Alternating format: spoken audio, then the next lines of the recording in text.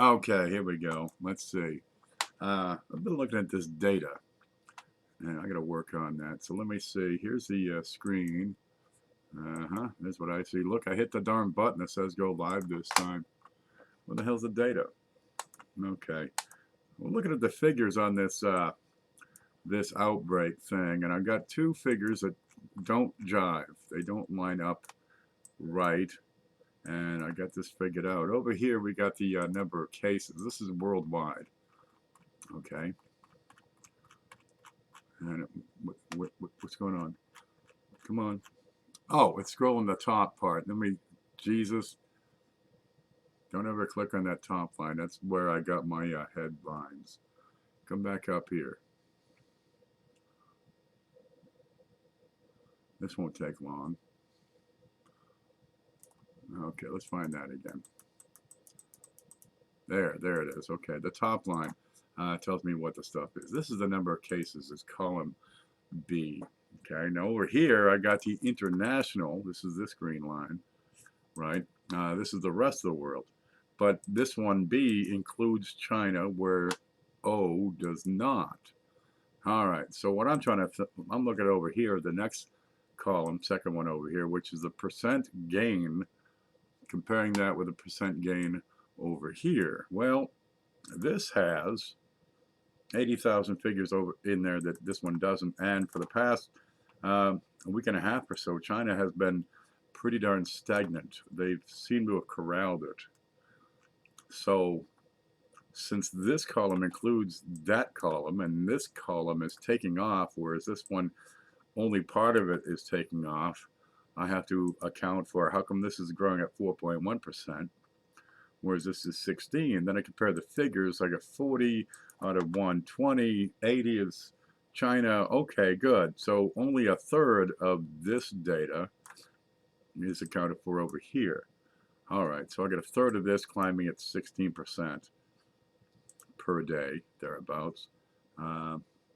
So if I get two more double times, then this would start to strongly outweigh whatever's going on in China. Okay, the rest of the world outgrew China.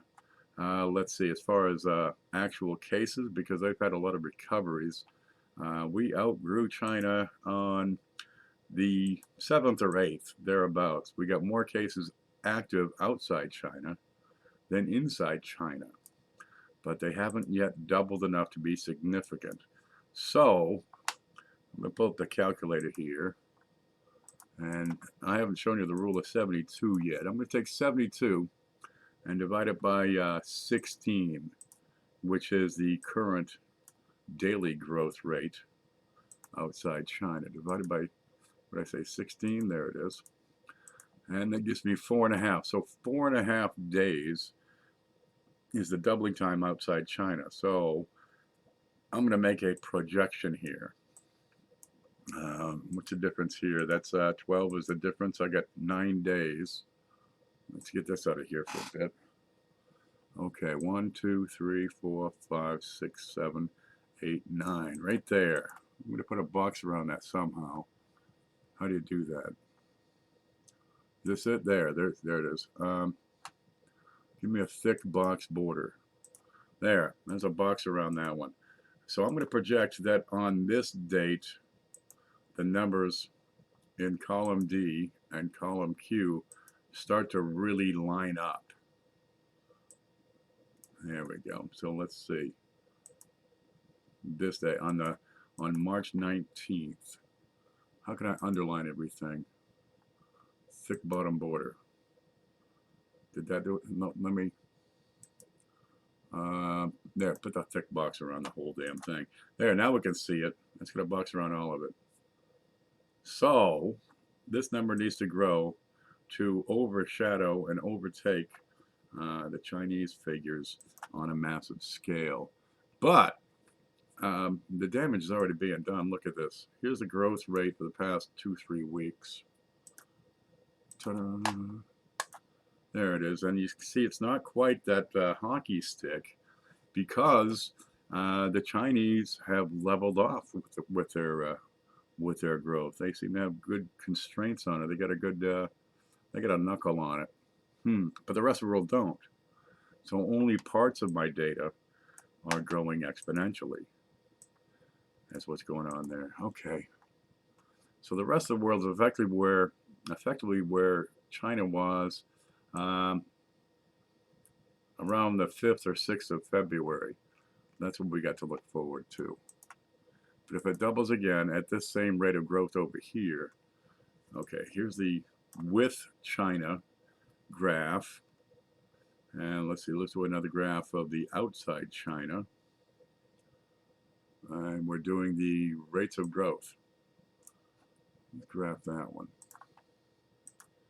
What's going on with that? And that's all over the place. But the height of the graph is a whole lot. Over here, this is 4.5% by line. Over here, the low one is askew. And really, I think what happened there is the numbers weren't quite updated at the time I recorded them, because the next day they were about twice normal. So that's really, yeah, it's actually up here, but it got counted on the next day. But if we're growing at what, 15 to 20% per day, this is the reality we're looking at here. Okay, let's see. Clear, 72 divided by 15. We're looking at doubling the population of infected people every 5 days. Is that anywhere near accurate? Let's have a look over here. Remember, that's not it. Remember this little graph? Okay, we started back here, and it was on the 1st of March that I had the video, the first of these current events videos, and we had in the U.S., this is all U.S. figures. I should put this up here. This is U.S. only. On the 1st of March, we had 89 cases. Went to 200, went to 400 in 7 days. So that's actually 3.5. Oh, good. That's better. I like that a whole lot better. Oh, let me add apostrophe 3.5. Okay, I went from 100 to 200 to 400 in 7 days. So 2 doubling times, which is 3.5 days per. So on the 7th of March, which is, well, 4 days ago now, but the number here is recorded yesterday, so that's 3 days. We doubled it again, and actually we're way the hell above 800. Where the hell's that now? Here's the U.S. at, yeah, we're already at 1,025. Where the hell's the U.S.? Show me that one. Show me, where's the U.S.? Here's the U.S. Oh, I gotta hover. So look up here, it'll say confirmed. 1,037. So in 10 days, we have 10 times as many cases. So does that mean in 10 more days we'll have 10,000 cases? Yeah, that would follow. That would make sense. So if we've got a doubling of 3 to 3.5 days, this is the number we're looking at. And let's see, 10 more days would be about the 21st.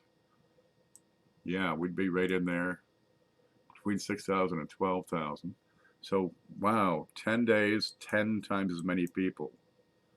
What's they say for the next 10 days? Let's see, 10, 20, 30. 100,000 would be in order. That's looking all right. Well, if we get 100,000 cases, only another 1 or 2 doubling times fills those hospitals. We have until April 9th, not May 6th. We have until April 9th, unless we come up with some methods to control and isolate this thing in the meantime. Yeah, my figures of May are off because we're not hitting these. We're up here. Well, that ain't good. You ever heard of Schopenhauer? What the hell's Schopenhauer's name here? O-E?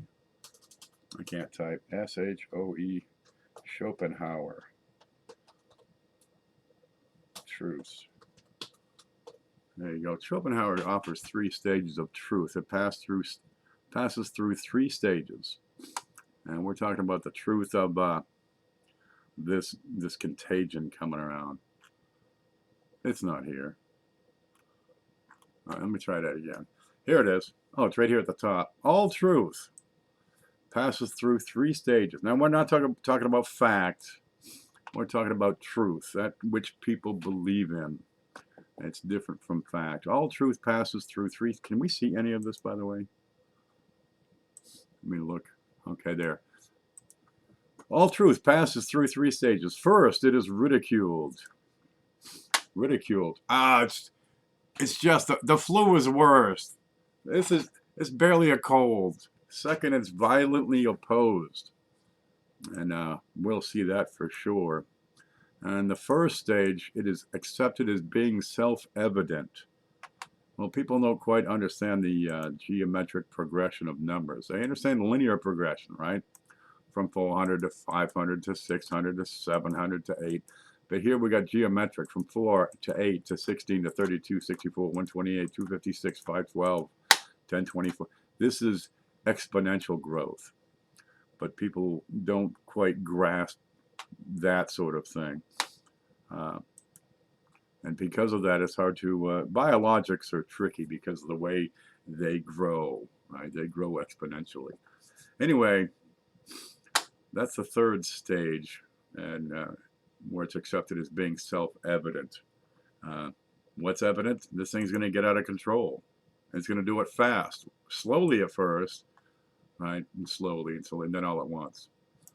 The problem is, at stage 2.9, all the toilet paper disappears. So we've been talking about that a whole lot lately. Let's see if I can find the chat. There it is. What just happened? Stop doing that. There's home. All right. Well, a bunch of people. It's 1:44. It's 3 in the morning over here. Good morning, Professor, says Mike. Good to see you. Go to sleep. It's an hour later where you're at. Well, I got this coffee, and it's really good. Or they stopped counting. Well, China's been under heavy quarantine through the whole damn place for, I mean, we're talking a month and change, right? They need to get their economy going. It's costing them billions, probably trillions per day. I don't know how much, but it's a lot. More than I got. Okay, the infection projection, that's what I'm talking here. So, to get back over here, scope, home, screen, there. Now I can pick my nose. So we're doubling every 3 days is what this is what the data is showing, is 3 days. We can expect on the 13th of March, day after tomorrow, to hit 1,600 cases in the U.S. On the global scale, this is in the way now. On the global scale, 3 days we'll hit 60. That'd be about right. Yeah, 246, probably 60% more. Yeah, right about there, 69,000. But we're going to start to see this other column, this one here, do some funny things when it hits that black line. Okay, we've been looking at these 1, 2, 3% growth rates daily on the global scale. People are looking at that thinking, this ain't growing, this ain't growing. Well, it's not growing in China, but it's growing like a son of a bitch over here. Let me show you this one. Here is the growth over the past, let's see, what's today, 11? Oh, that's this line right there for the past month. No, what button do I press? This one up here. What's the growth over the world outside of China in the past month? And we get this graph looking thing. And it doesn't matter what data I use, okay? Right now I'm using it from line 31 through line 59. It doesn't matter what data I use, the graph is going to look oddly the same. Watch this. Let's go from that one to a little shorter here. Because exponential growth has the same look. See that one? So this one goes from February 11 through, I got it blocked out here. You, move up. You, move up. Okay, what's the date on this one? February 11 through March 6th. Let's shorten it even further. All right, February 16 to March 3. Graph that one. Da-da-da. And all the graphs look the same. Is that fucking magic or what? Okay, a little bit sharper because I got more data points. But the shape of the graph is all the same. This is exponential growth. I could shuffle them up and you wouldn't tell which is which unless we click on them and pull up the data. Looks like 3-card Monty. All right, what's this one? There goes March 11. Where are you? Come on. Yeah, March 11 through whatever line this is down here.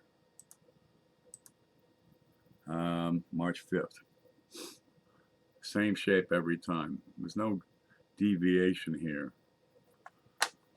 All right, that's the way that works. How do we know the doubling time based on the percentage? All right, let me pull up. Oh, that's not right. Let me file new. Do you want to say changes? No. Okay, here's a formula for compound interest. Okay, you can't see a damn thing. Or compound growth as it pertains to biologics. Amount at time t, and I'll make that a small t in a minute, equals amount at time 0 times e to the RT. Let's see, rate time. Okay, then we're going to move this around because it's complex and shit.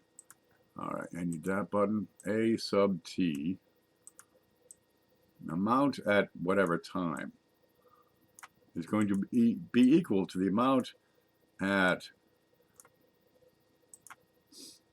time 0 times e, which is, what the hell is that? I'll get you that in a second. Raised to the power of the rate times the time. There you go. Let's figure out what E is. You ready? And we go back up here. E is this funny little number. That's not it. E, space, just plain E. Entertainment news? What the fuck is that? E. I need an E number. Ta-da! Okay, the number E. It's actually a number. No fooling. It's a base of the net. Get the hell out. Too much shit pops up and you can't see a damn thing.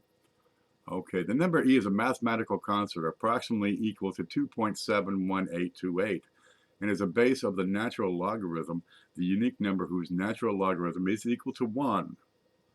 It is a limit of 1 plus 1 over n, in parentheses, raised to the n. As n approaches infinity, an expression that arises because it looks like this. It's an inverted hypotenuse. What do you call it? Asymptotic. Kind of a neat thing. So we have E raised to a power like this, where we have a rate. Okay, and because this comes out to like 2 point whatever the hell, there, 2.78. If we know the rate, we can solve for, and we set A t, the amount at time t, you set that equal to 2, and knowing the rate, you can take 72, divide by your rate, and you'll get the time to the doubling. 72 divided by, say, 16%, it's 4.5 units of time. If your rate is per day, it's 4.5 days. If your rate is per year, it's 4.5 years.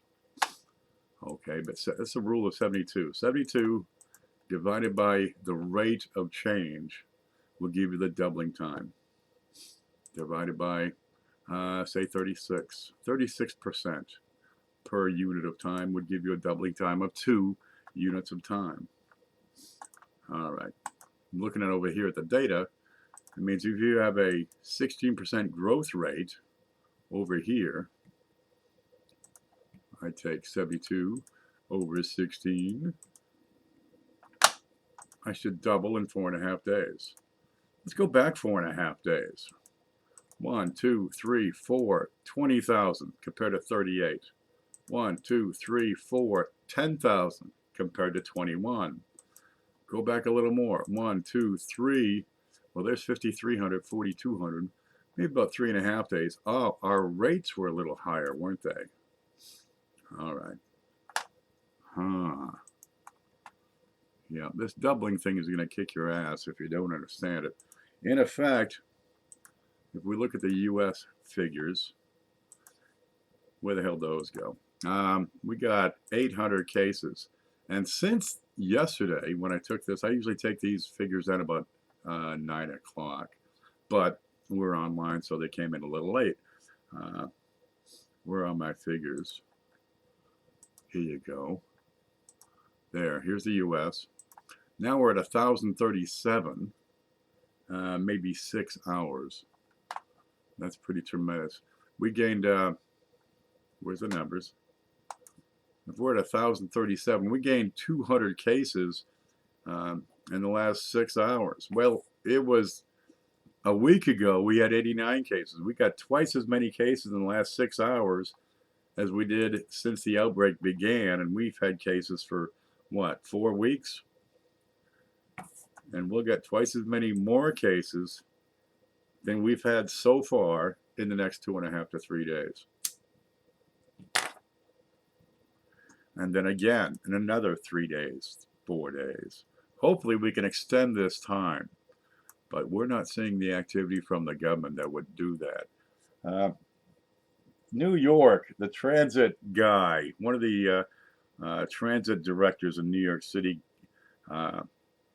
came ill. He got tested for coronavirus, and they said, yep, you got coronavirus. Congratulations. Only then was the idea proposed, maybe they should shut down the subway system in New York. Is this what it takes? Is the powers that be will only take action when they are personally threatened? Is that what the hell this government's coming up to? Because that's going to spell a whole lot of doom for a whole lot of people real fast if they don't take action and get a knuckle on this thing. In New York, there's 142 cases. Yeah, including the guy who directs the subways. How long did it take China's numbers to decrease to 4 to 5%? A month and a half? Okay, let's see. There's this. Here's the screen. No, here's the screen. All right, China's the bulk of these cases. When they had 80,000, yeah, you figure the total here, because this includes China, and this doesn't over here. So most of this is China. And they've been very, very slow since. But that's February 24th. Late February, they were starting to quarantine cities at the end of January. So, geez, 3 to 4 weeks to get this thing knocked down. It's nuts. Let's graph this. Okay, here's when China almost had all the cases at 278. We'll take it to the end of February, where still they had the bulk of these cases at over 80,000 out of the 86. What's the shape of this curve going to look like? Exponential growth. Okay, right in here, they changed the way they count it, right?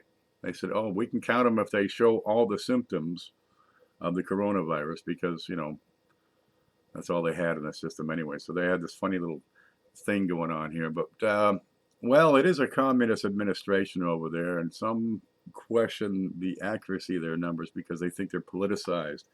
And they may be, after a month of being shut in, what's 311? After a month and a half of being shut in, these people really need to get back to work to keep that economy going, just to make the things that they need, such as food. But this was definitely an exponential curve to be on its way. But once they started shutting down them cities, we had a lot of slowdown reported. But well, the problem with their death figures is it fits a quadratic equation. And we were going through day by day and saying, tomorrow we should have 494 deaths because of their reported numbers. And we were hitting that, I mean, to within 0.01.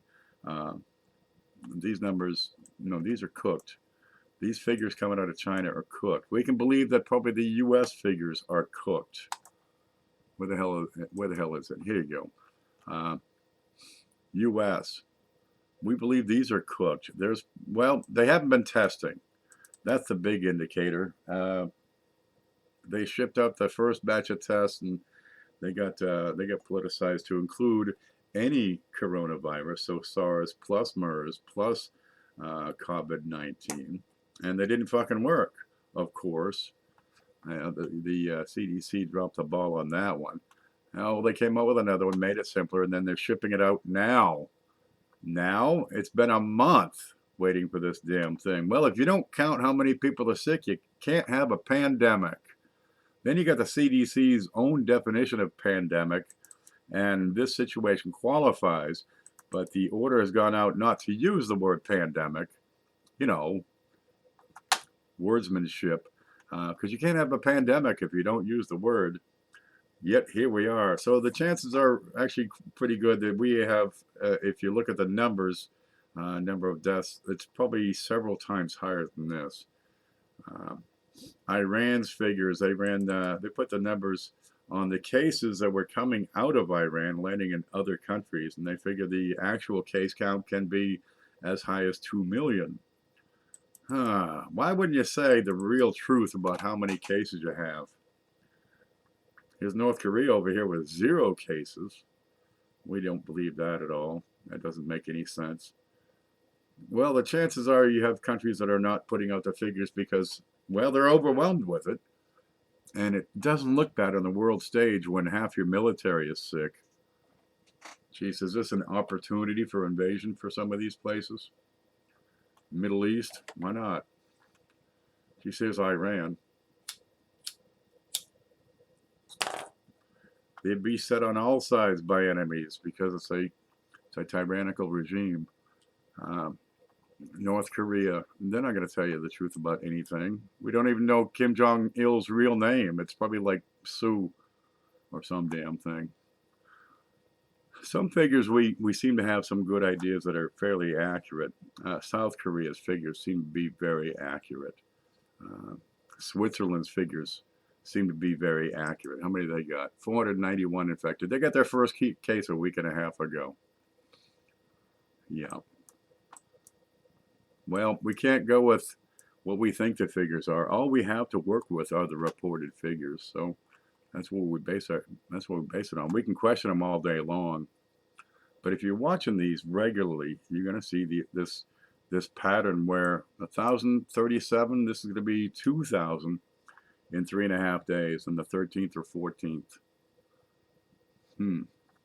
Starts out with a case or two, maybe another case or two, then a couple cases, then a little cluster, and then finally you build up enough momentum, and the numbers begin to take over. It's not the cases or the people that are showing the pattern of growth on this thing. It becomes a formula.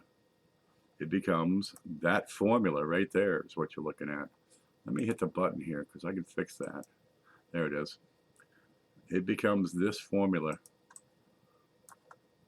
And that's your doubling time unless action is taken to stop it. We got to get the rate of infectivity. You have this thing called R0.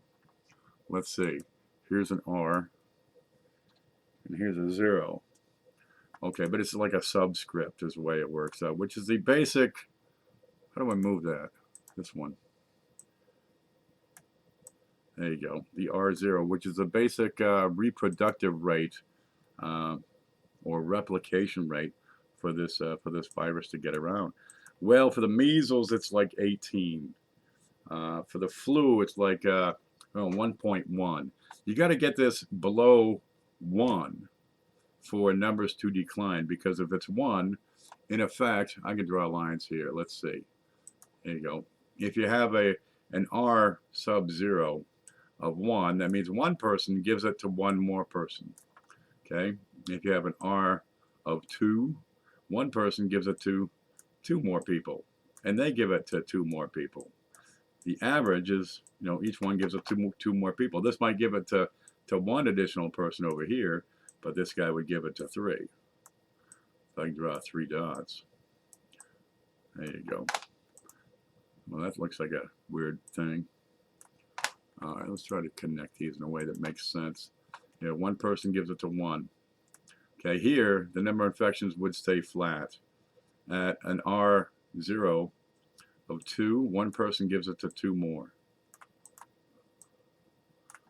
Right? And this guy gives it to 2 more. This guy might give it to 1, but this guy's going to give it to 3. This guy gives it to 2 more. Here it grows quickly. Well, the best we can figure for this funny little disease is between 4 and 6. So we've got one person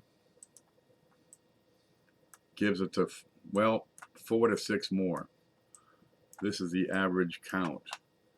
Maybe 5, maybe 6. Then each of these people would give it to 5 or 6 more. 1, 2, 3, 4, 5, 6. 1, 2, 3, 4, 5. See how quickly this can grow? This is why it grows so fast. We got to get this down. Now, some nations, some cultures have different features by which this reproductivity, replication number, gets to be more extreme. Let's say you're having church meetings several times a day where you kiss carpets or kiss a Koran or whatever the hell you kiss. You kiss each other, for Christ's sakes. I don't know what the hell they do. But you do this several times a day. It's a great community effort, right? It's a way of living is what it is. You get these tremendous R numbers, right? Out here in the woods, nobody goes anywhere. Nobody knocks at each other's doors. Sometimes you get a Jehovah to come by, and well, let's face it, they get shot at so much they don't come around much anymore. So we have a really low R0 because the culture out here in the woods doesn't really promote people meeting people on a vast or recurrent scale.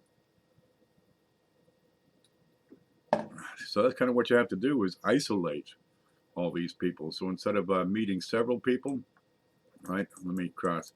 No, wait. Give me something to cross that out with. How about that eraser? So instead of meeting several, that didn't work. You isolate them. So if actually you put a wall around this guy, and he's not going to be talking to nobody. Yeah. He's going to put his head down, shut up, mind his own business, and stay home. That's what quarantine is all about. Let me do this faster. And you isolate everybody who tests for the disease. You test them all. Testing is part of it. But I think the U.S. has tested 4,000 so far. You wonder why they got no count. They're not testing people. And since they're not testing them, they're not finding them. They're not finding them. They're not isolating them. So we're still ending up with this in the U.S. instead of this. Oh, that turned green. I gotta press. What the hell's that? It's gone. I don't know where it went. All right, try it again. Here's an arrow. Should be red. There. That's what we got because we're not testing and isolating. What we need to do is test and chase down everybody they've met and run into and isolate them so we don't get this transmission. And what's that going to mean? Well, they shut down the whole country of Italy.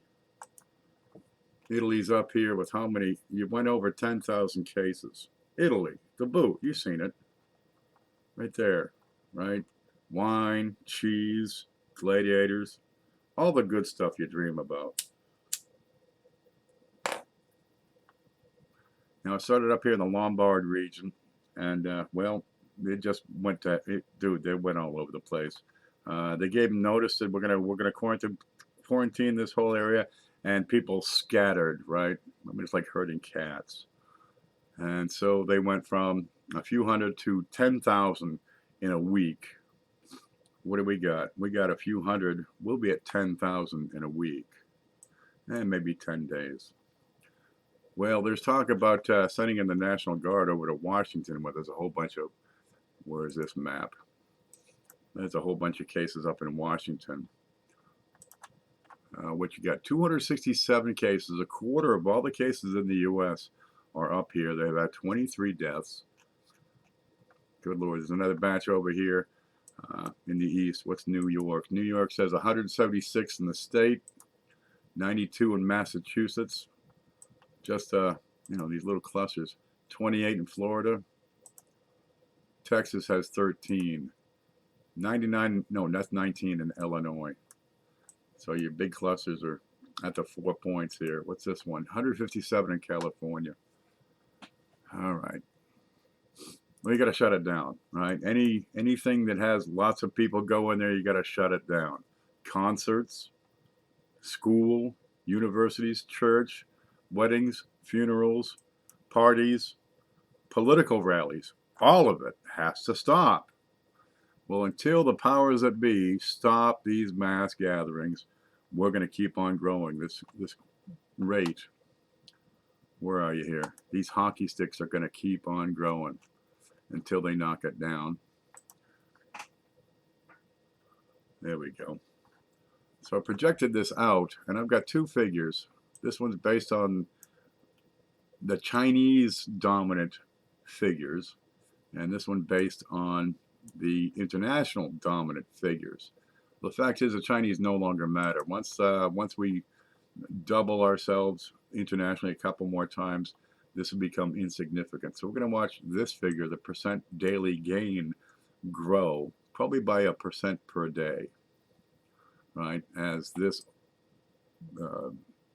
starts to overwhelm the figures in China. Well, if we follow this out based on the rate of growth here, let's see, we get to here, this number, which is May 30th, says that every single human on the planet will be infected with this disease. Well, if we follow the figures over here that include China, which are dominant on China with no growth or very little, this is saying we got well into the end of the year.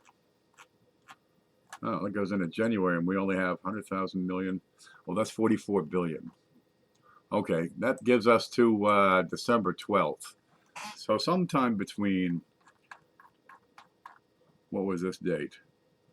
May 30th and December 12th, every human on the planet is going to get this. Well, no, there's plenty of places where people don't interact, like my house and Pitcairn Island.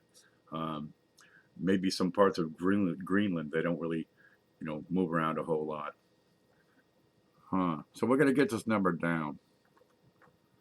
We're going to get this growth rate down. We're going to get the transmissibility down. The only way to do that is to isolate the people that are infected. But we're not doing that.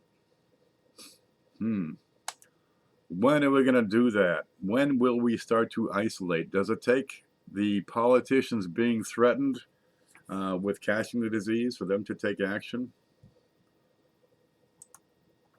Well, looking at the figures here, China started to crack down when they got to about 10 to 15,000 cases. Right over here around the end of January, they started shutting down entire cities, right?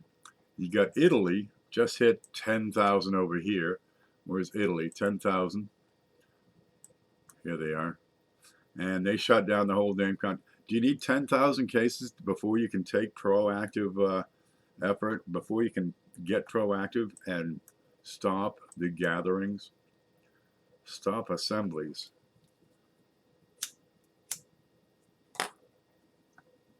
If that be the case, 10,000 people, if that's the milestone, where is it? Right here. We should be there around the 20th, 21st, maybe 22nd of March, which is 10 days. If that's the magic number of cases it takes, we'll be shutting down entire cities in 10 days. Huh. So you have until then to get your shit together. Took a few notes here. I wonder where they are here. All right. What can we expect and what should we prepare for? So I put together a few notes about preparedness. Okay, let me find a yellow highlighter. Okay, preparedness is prudent, preemptive action based upon reasoned planning to achieve a specific outcome. Let me go over that again. Prudent, we want to take action. We want to take effective action. Preemptive, we want to take action beforehand. Action, we want to, get out there and do that which needs to be done. And that's based on reasoned planning. Reasoned, we're going to actually think this through and see what the hell we got to come up with. And we have an objective, which is to achieve a specific outcome. And I'm figuring, well, let's look at the problem, and that will help us derive what we want to come up with for a specific outcome. Okay, the problem we should expect is a temporary disruption of normalcy. That's kind of long-winded to say. That's going to be fucked up for a while. We'll probably be jammed at home. We won't be able to move around much. Getting to the store will be a problem, although China has shown ways that it can be done. One person from your home gets out every 2 to 4 days to pick up supplies at the local market.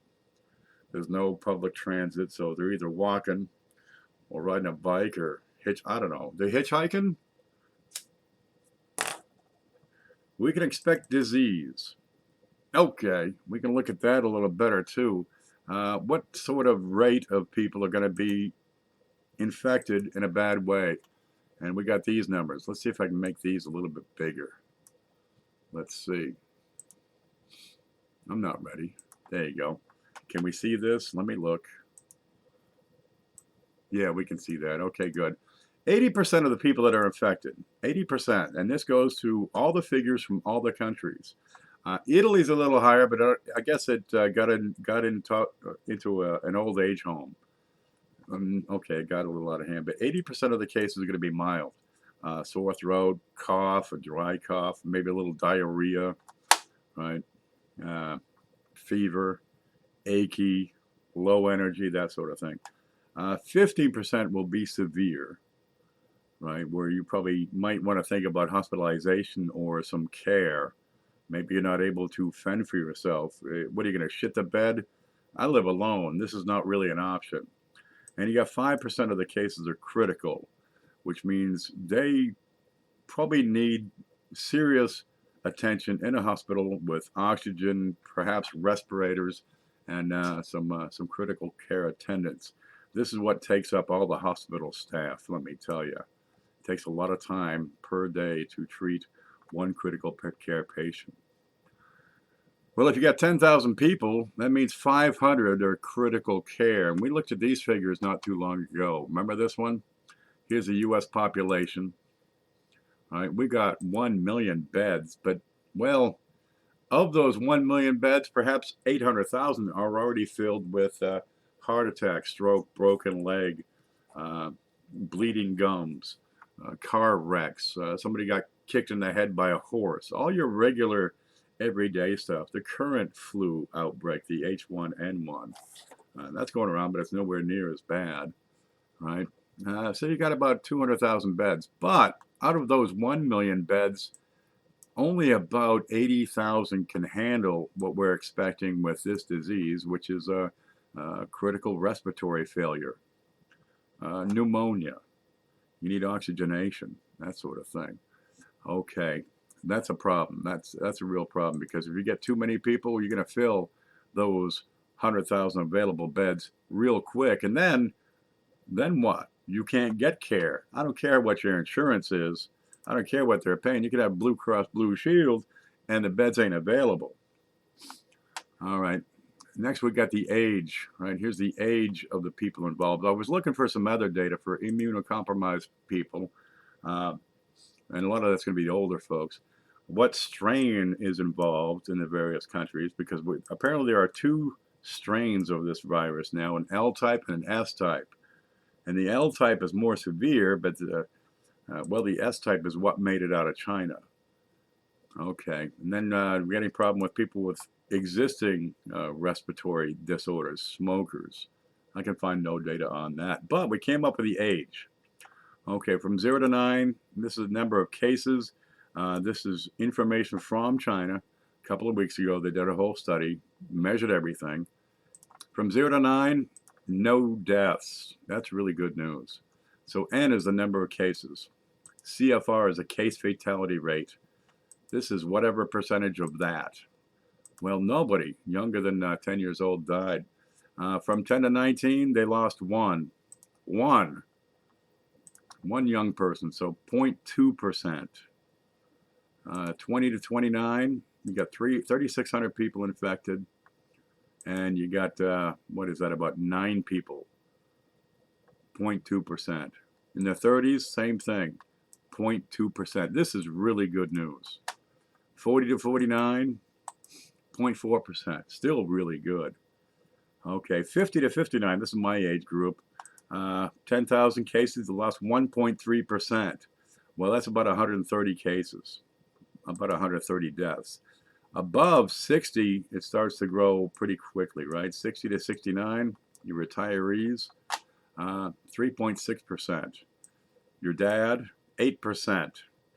And over 80, you got 14.8%. But most of your population is back here, right? From 30 to 60, 30 to 70, 20 to 70. Aren't that many octogenarians out there, but by God, they don't have much of a chance. 15% die? That's huge. That is immense. I don't think the plague was that bad. Okay. So above 50, you're in a high risk zone. But 60, 70, 80, you're in a much higher zone. And it looks like these are going to be the big death spots here. You don't have enough count on the 80 plus. So that ain't good. But we still have a problem with the death rate. Going back over to here, we still have a problem with the death rate. 4.1% is what it's showing. Oh, no, wait. Yeah, is that it? No, that's a gain. CFR, there it is, 3.6. This is the number of deaths divided into the number of cases. The thing is here, you got a lot of people. What you got here? Here's 25,000 cases in the past week. They haven't had time to get sick enough to die yet. So if we got no more cases, we could expect more deaths. And as I showed before, there's two ways out. Either you die, which is this column, or you recover. And I took the deaths as a percentage of these two columns, and I get this figure over here, which is currently 6.1. And that's been growing for 3 days in a row.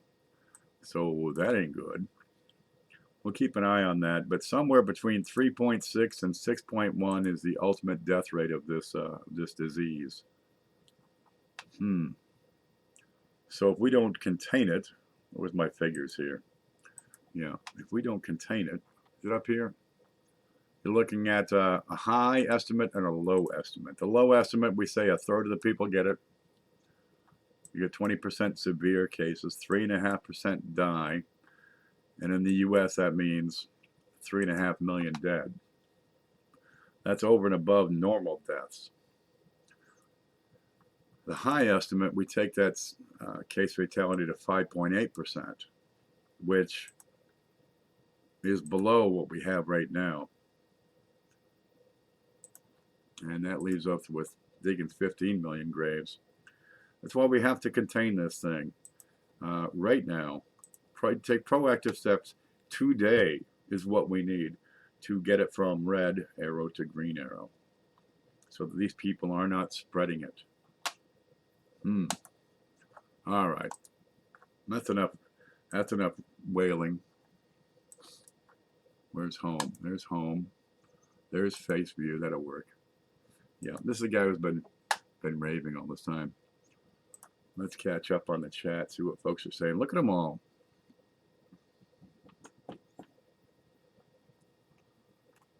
Let's catch up.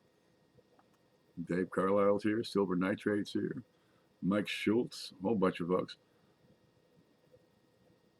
The impeachment bullshit flops, then suddenly this pops up. It's got nothing to do with politics, baby. The Democrats are going to get just as sick as the Republicans. This thing don't care. This thing don't care about your politics. It ain't a result of politics.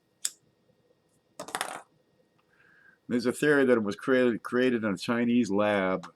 Well, placing blame doesn't do any good either because it's out and it's coming. Order 21. Okay. If you want to go that way.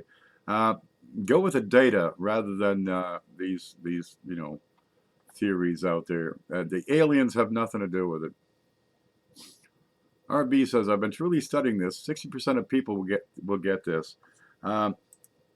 Entirely possible, right? We probably will have a spring outbreak. Where are you here? Let's see, screen.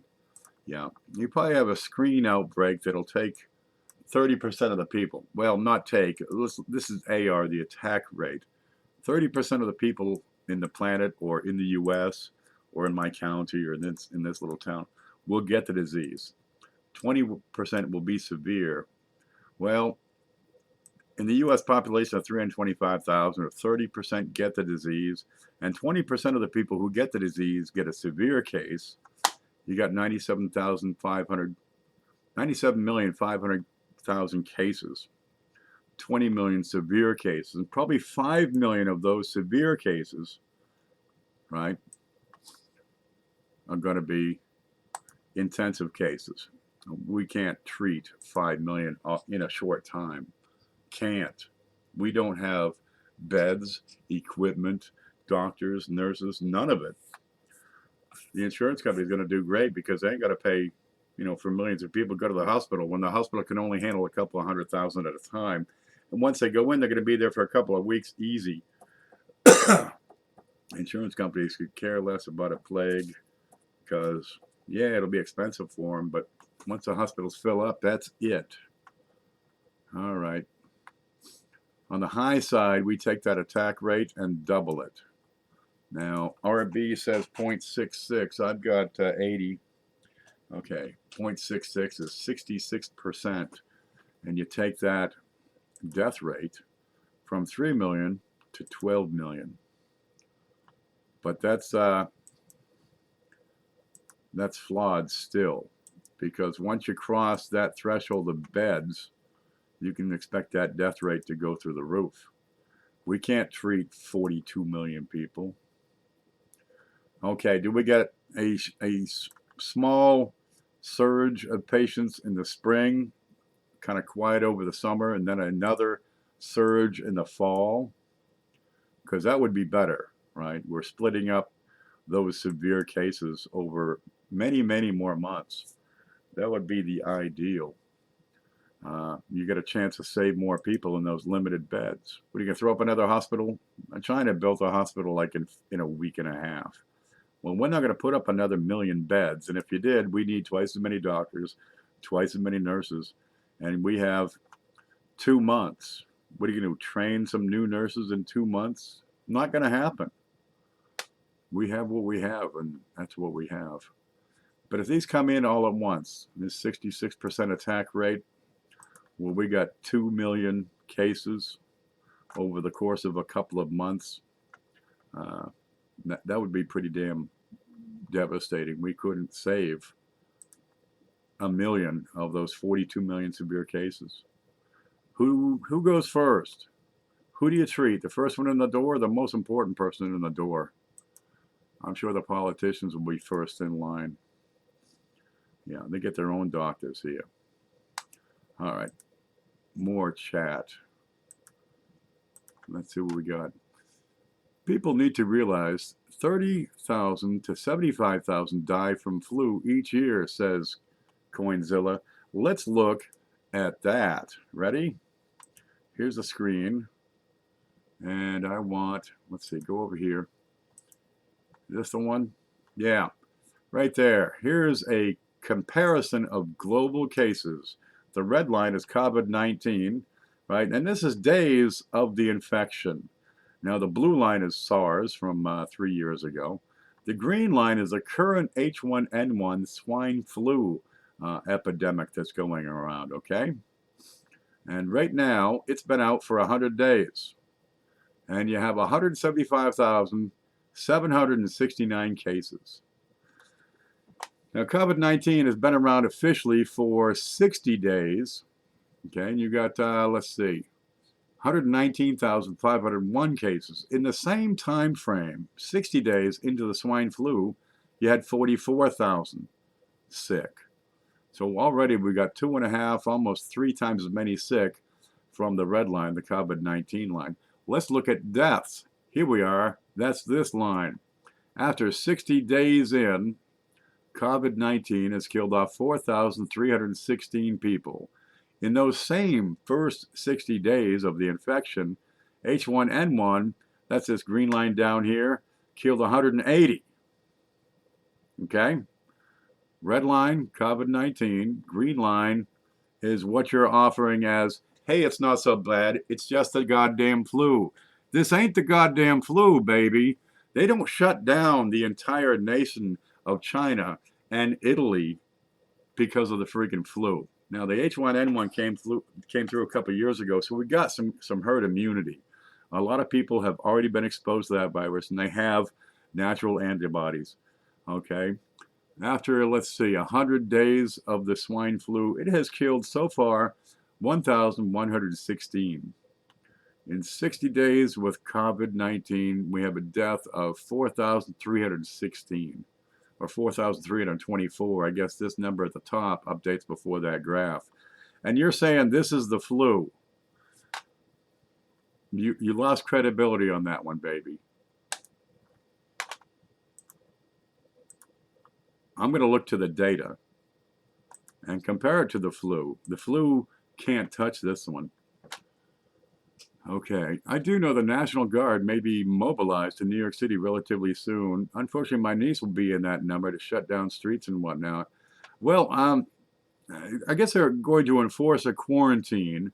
If people are moving about, see that they're not gathering, head on your way, wear a mask, do whatever they need to do to isolate this thing. What are you doing? Just locking everybody in their homes? People don't have supplies. That'll have to be worked on. RB says the year one projection is just under 175 million dying from this in 1 year's time. 175 says RB. What do we got for the data I'm showing here? Okay. 175 million? Wow. Well, that puts it about half of this. So if we have 175, what would we need for an attack rate there? 0.45 perhaps? Maybe 0.4. Yeah, there we go. That's about right. And what is the death rate I've got figured? Oh, there's my CFR. Yeah. So if you get 40% of the people with this current CFR 5.8, and I show that over here, all right, then that's what the numbers show. We got data to support this figure. We got data to support this figure. So now it's how widespread does the disease get? And right now, they're not quarantining anything in the United States. China, doing good. Italy, doing good. Singapore is doing good. The rest of the world is out of hand. All right. Let's get back. There we go. Oh, wait, this one. Read some more chat. Just saying cases aren't deaths either. No, but a lot of the cases we have, they just got it in the past week. We got 25,000 cases that have come down in the past week. They haven't had time to die or recover. So if we stopped right now and didn't gain any more infections, there would still be more deaths, and that death rate is going to go through, it's going to go high. He's trying to get rid of the Second Amendment. No. This is not a political disease. This disease is not an attempt by a government to subdue the people. What are you going to do? You'd have to get the guns sick, baby. And that ain't going to happen in this country. RB says 66% of 7.7 billion times 3.4%. 66, 7.7, 3.4. Let's look at that. Screen. We see that? Yeah, okay. So we got 66% attack rate. So 2/3 of the people get it. And you said 0.038. I come up with 183 million. That's pretty darn close. I'm probably off by population or something here. That's probably got enough variance in it.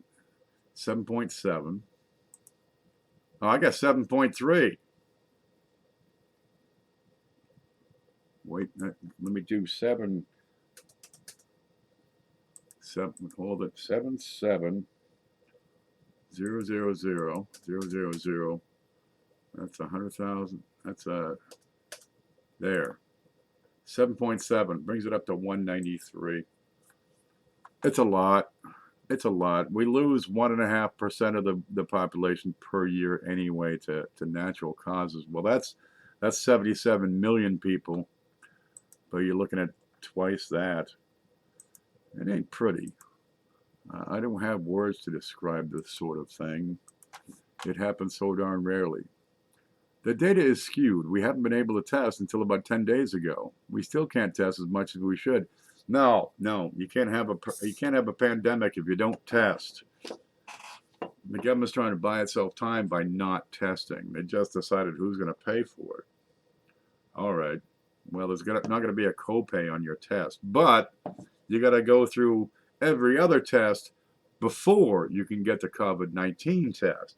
They got to prove it's not a bacterial infection. They got to prove it's not the flu. They got to prove it's not whatever else they got to prove. And then when you're done jumping through the hoops, then you can be tested. No, they're trying to fuck the numbers to hide the idea that it's a pandemic in order to keep the economy going. Your numbers are artificially low. If we are only able to test 10% of the population, you need to multiply your results. Agree, but I don't have facts, right? All I have is reported figures, and that's what I'm going on here. As I explained, how much they're cooking the books, I can't tell you. Are nations cooking the books? You betcha. I guarantee some of these nations are cooking the books. China, you got 1.3 billion people, and they shut it down in a month. That is impressive. Many of these outlying cities, these outlying regions, stopped reporting any growth weeks ago. And that's kind of far-fetched. North Korea, nobody cares about North Korea. Just forget them. Some of these places are doing pretty well. Some could very well be hiding their figures. Iran, and they probably have tested 4 people. And I'm sure they came back perfectly healthy. The Pope is in isolation, for Christ's sakes. Some of these places, they'll never have testing. Nigeria, what do you got there? They're up to 2 cases now. And they'll never, their medical systems are so far beyond, just forget it. It's witchcraft is the dominant form of medication over there. In America, the CDC has dropped the ball terribly. These cities, as soon as you cross a threshold of 20 cases, you should shut down schools. They had a kid come home from school with the virus.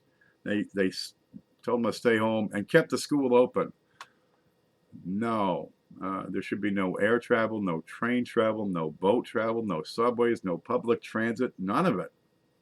Shut it down. They won't until what? Either the politicians are threatened with catching it, or you get that third truth come in where it's self-evident. Okay, but I would agree the figures are less than the truth, but I have no figure to multiply the truth by. That's all I have to work with. You live alone. It works. Yep. I get enough food growing in the yard, I'll be okay for a while. We are looking at 330 million people in the U.S. times 3.4%, about 11 million people. Yeah, that's what we can expect to die, unless we control it somehow. And the only way to do that is test and isolate. And we have to test hundreds of thousands of people to find enough of them to isolate that we can get the transmission rate below 1, so that the number of infections goes into decline. Otherwise, it's going to keep on growing. It's just scare tactics as usual. If you're 60, 90 years old and have health issues, well, Jesus, I'm 53. I'm not in the best of health. I think that's enough to take action. It's probably going to wipe you out. No, it'll wipe out everybody who gets sick. 80% are going to have mild cases. 20% not so mild. Well, what if that 20% is your ma, or your pa, or your boss, or the guy who owns the company you work for? R0 equals R0 is a transmissible rate, which is the amount one person can infect. It's the average amount one person affects another. The R0 is 6.7, which means on average, one person will infect 6.7 others. We have to get that R0 below 1. So everybody has to be in on this. It needs to be a team effort, not just the government doing it, but all the people that are segregated, all the people that are isolated. They need to take action on their own and isolate themselves. And everybody needs to understand this. I'm smoking now, says Dave. Keep it up. Get yourself some Vienna sausages. You'll be fine. Wow, I'm like 20 minutes behind on this chat. Way to go. Way to go. Wow, I'm way behind. I'm so far behind in this chat.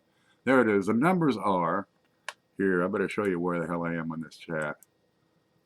Screen. Slide it over. Come on, slide. Slide. There it is.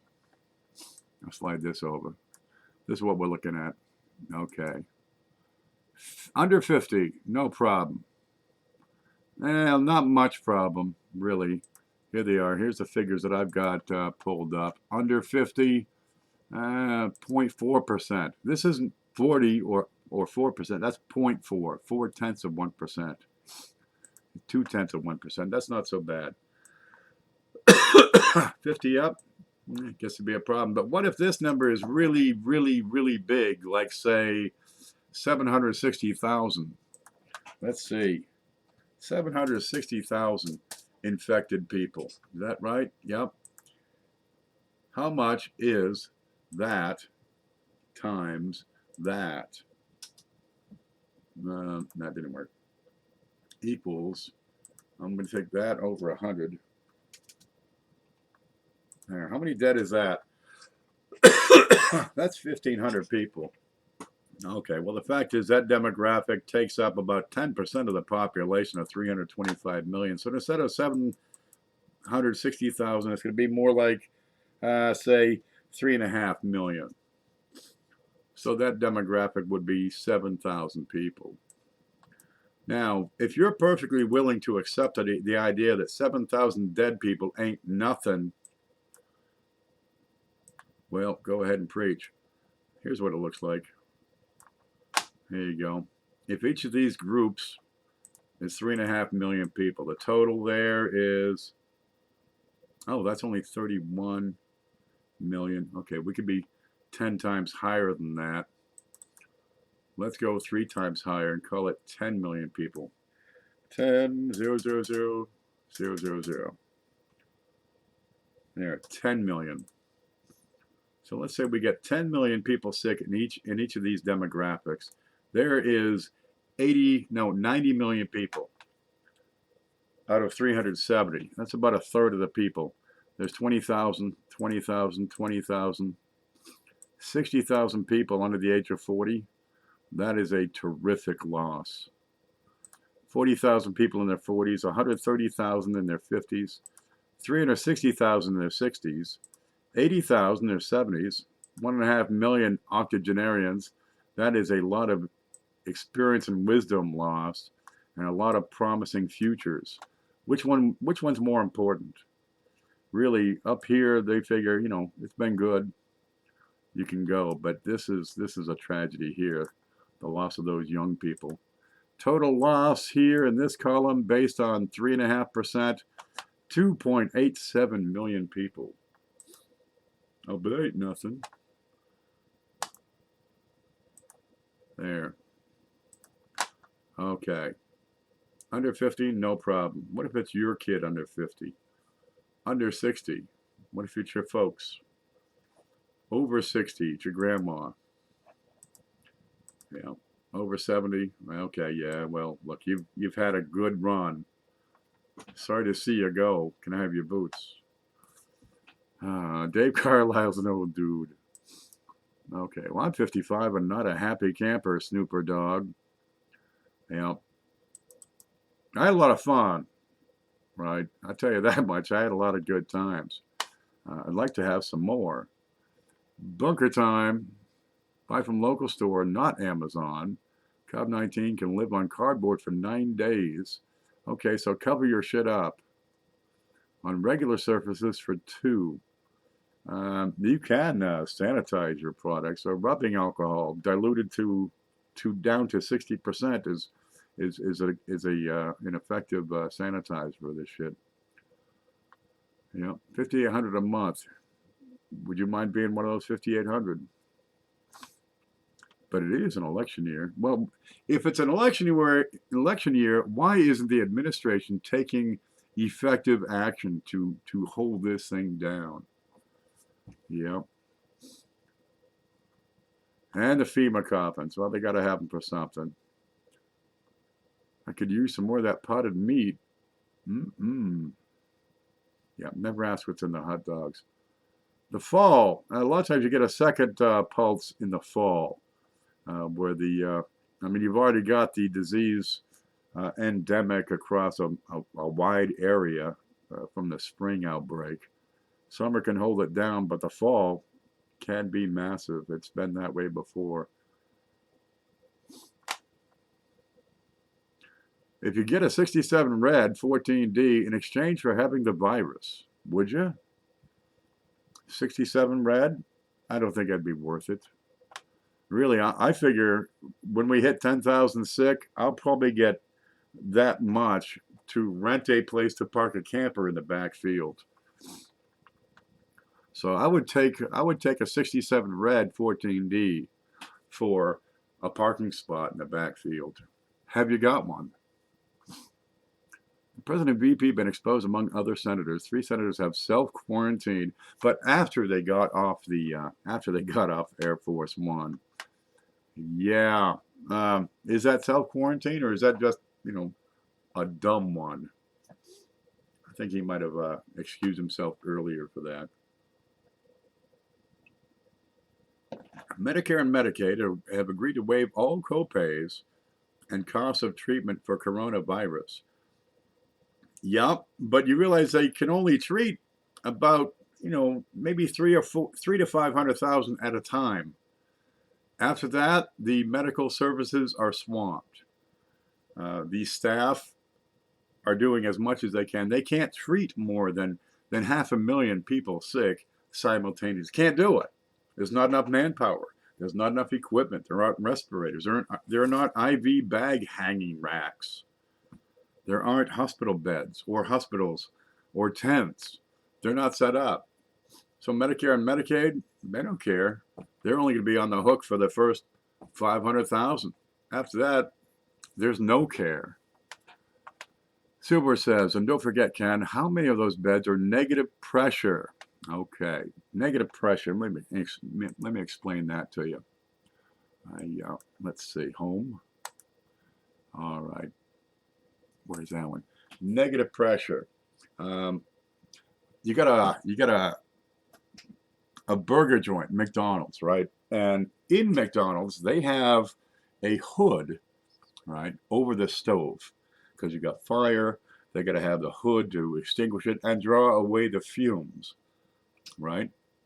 So every time you open a door, there's a little rush of air going in because you have lower pressure inside the building than you do on the outside. You see the way that works? So if you have an infected person, having a building with negative pressure is kind of an advantage. You're not pushing the air out the doors. However, it is going through the smokestack. Huh. What if you have positive pressure where the patient is?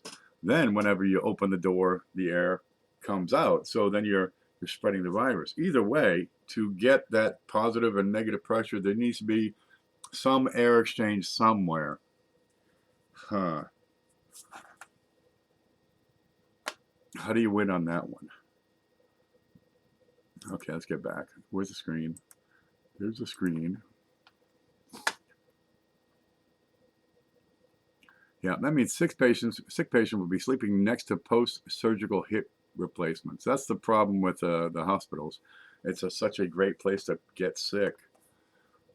The most merciful thing is to stay away from our older parents. And send your older parents to Tahiti for the next year. They won't mind.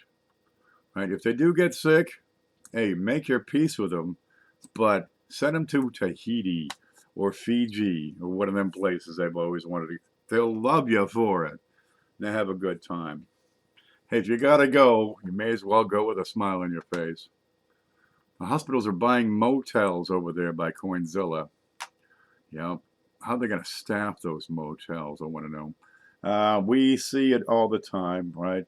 Anytime you get a refugee overflow, you open up the gyms, the auditoriums, any big open covered structure, warehouses, all these places will be used until they run out of equipment, beds, uh, the little machines that go beep, nurses, doctors. What do you got? You got 1,000 people and one nurse to take care of them. You're not even going to get fed, baby. You'll be there in 3 days. You won't even get a glass of water. It's going to be miserable to be in that sort of hospital. Sent Hoarder says, Ken, read this. Okay, my town, 10,000 people. My hospital I work at, 8 beds, 1 negative pressure room. Jesus. Let's get over to my formula here. Where'd that go? Up here. Okay, let's see. You got 10,000 people. Let's fit you in right in here. Okay, we got Hoarder City. What do you got? 10,000 people. Let's just drag this, copy it down. There we go. And change this number. 10,000. 10,000. What can we expect in his town? Oh, by the way, was it 8? 8 beds? Let's get back over there. My hospital has 8 beds, 1 negative pressure room. 8 beds. You can figure if you get a 30% attack rate, 3,000 people will get sick. Of those 3,000 people, we can expect 20% to be severe. That's 600. 5% will be critical. That's 150. You have 8 beds.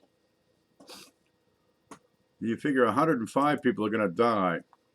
But if you get 8 beds for 600 severe cases, how many of those 600 are going to die? Because this is based on 3.5%. Is it going to be more? Because there's not enough medical equipment, staff, structure, infrastructure to treat these people? Well, if you get those 10,000 people sick over the course of a year, well, then it's not so bad. Now you're looking at 50 people a month, and Jesus, they got a chance then. The whole idea is to slow this thing down, reduce the curve. Let's see. Here's another picture. All right, here we go. Let me draw some pulse waves. Here's a graph. Dum-da-dum. All right, now I'm going to go to the pen. Where's the pen? I'll make it fat for you. There we go. This is a pulse wave. It starts off slow. Give me a different color. That color. It starts off slow, rises, don't mind that, comes up to a peak, and then goes into decline. well, something like that. There. Just imagine this line is neat and tidy. All right, good enough. And ignore this one. Okay, this is the peak. And the peak is important. And you have a duration of this pulse. So we're going to imagine if this is the peak up here, we're going to start measuring it about a third way up. That 30% of the peak, we're going to call it the start time. All right, there's your start time. And T sub S. And over here on the decline, right, when it reaches 30% of peak, we're going to call that the end time of the peak. So T sub E. And the duration, move, the mouse is stuck. Well, okay, never mind, there's T sub E. So this is the duration of the pulse, is between the start and the stop. What we need to do, because no matter what, the number of cases, right, is the area below the graph, below the line. This is the number of cases is all this in here. Right, now if we can make this grow, right, this T, that's going to shrink the peak.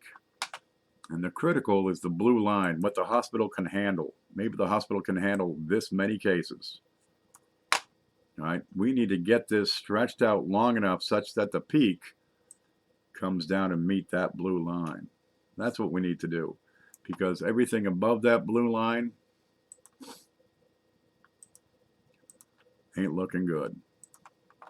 Anything above that blue line is probably going to die. So what we need is time. Here's what we need. We need a longer time frame. Right? We need the peak. Where's my button? Make it big. All right. You know, let it grow, but in a controlled manner. Isolate those cases. The peak is going to come, and extend it, right? We do that by isolating people and not letting this thing out. So if your blue line is higher than the peak, that's a terrible line. Let's draw a line. You want that blue line to be way up there, so you have as little loss of life as possible, right? And what happened here was we took that peak and dropped it down. There you go. So 30% is your start over here.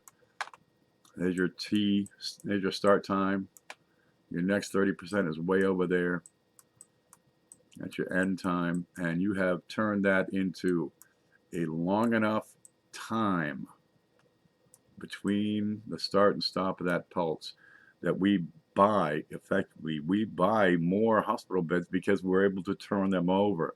150 people come in, 150 people come out, and another 150 people take their place. That's what we need, is buy time. And we get that by isolating, by stopping public transit, by canceling events, parties, New Year's celebrations, St. Patrick's Day, 4th of July parades, Cub Scout meetings, all of it.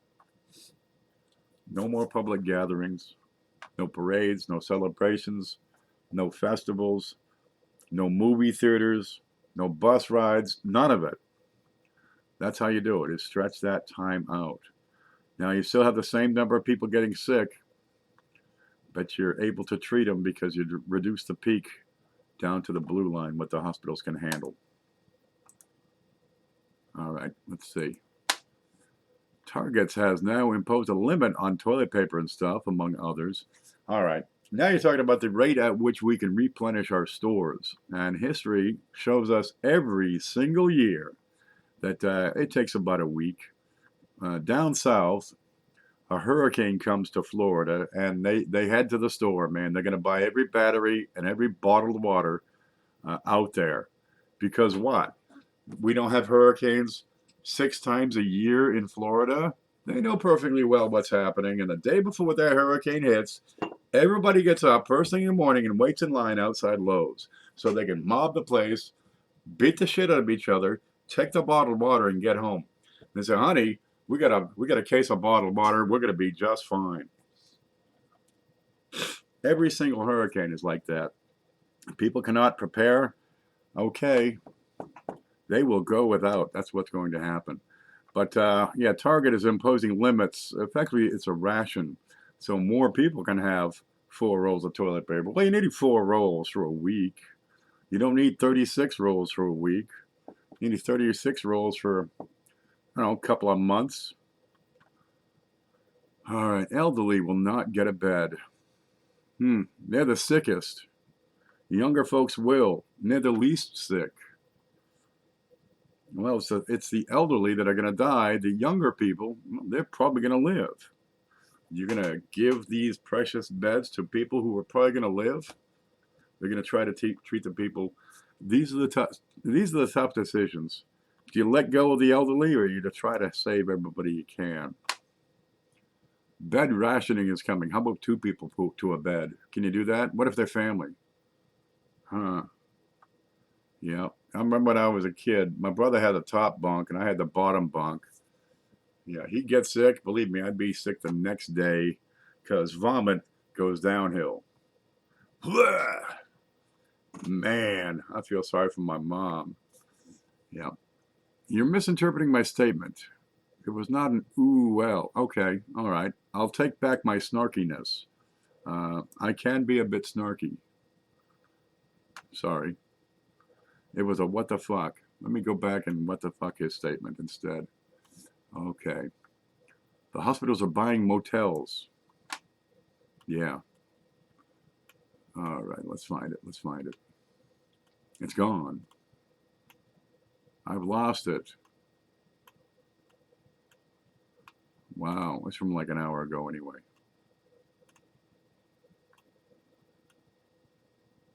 I've lost it, man. All right, well, we'll skip that one. We'll give it a what the fuck. I'll try not to be a snarky, but it's hard, man. Okay, remember, there's the coffins. Guys, prep now. An extra can of chili. Well, let's look at it really. Let's give this some serious thought about what we're prepping for. We got the screen, and we got some notes. I'm wondering where the hell those went. Here we go. Preparedness. Make sure we can see this. Okay, we can kind of see this. There you go. We're looking to make prudent preemptive action based on reasoned planning to achieve a specific outcome. What's the problem? We should see things are going to be fucked up for a little while, especially if they start to isolate entire communities, if they shut down or lock down cities, towns, apartment blocks, whatever it is. If you're on the inside, you ain't getting out. Now, China shows that they do allow some people out for very short periods, every few days, to get to the store to buy supplies.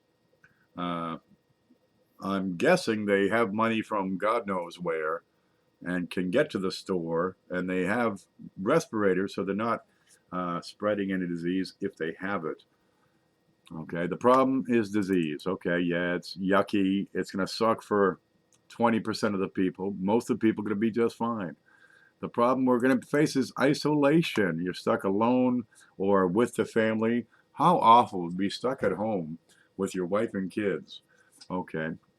Supply disruption, such as the rationing of toilet paper. Geez, if you got 4 people in the house and you can only get 4 rolls of toilet paper in a week, you could probably get by. But tell the kids, 4 squares. That's it. All right. Economic hardship. If they shut down the jobs, right? You can't go to work because there's 250 people that work in a meatpacking plant. Nobody's getting paid. This needs work. I've written some harshly worded letters to the current administration saying if you're going to isolate, you have to give us some help. Half the people out there have less than $500. They can't deal with it. We need help. Limited mobility, because if you shut down the taxis, the buses, the subways, your mobility is going to be real limited. How about your private car? Well, you need gas, so then you need gas stations. Then you got to have the guys driving the gas around to the gas stations, gas station operators. How about security? Is that going to be an issue?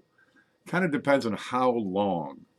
More than anything else, the length of this duration, the duration of this issue is going to come into play. So you get strategies. We want to solve it. That'd be great. Going to be hard. If we can't solve it, we want to mitigate it. And for sure, in pretty much every aspect, we want to lessen the hardships. Okay, we got some critical factors involved in the planning. Location.